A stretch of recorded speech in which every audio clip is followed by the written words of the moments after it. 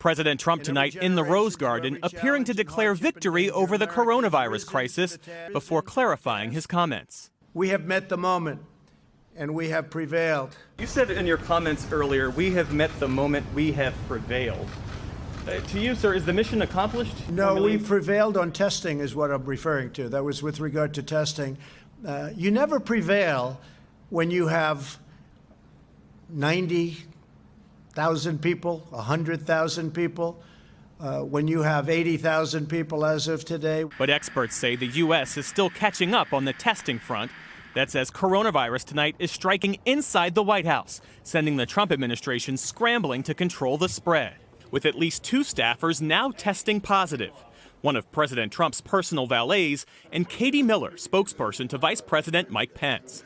The vice president back at work today after staying away from the White House this weekend. Officials telling NBC News the vice president continues to test negative for the virus and has no restrictions to his schedule. But 3 of the country's top health officials in charge of the federal response are all now in some form of self-quarantine after their potential exposure. Dr. Anthony Fauci, CDC Director Robert Redfield, and FDA Commissioner Stephen Hahn.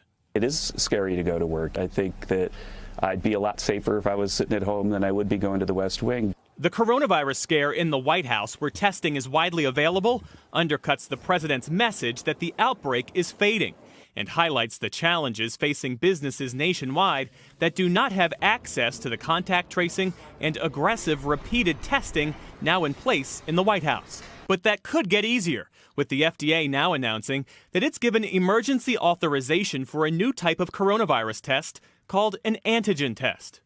Health experts say it's generally cheaper and easier to manufacture than current methods, and the results are faster too.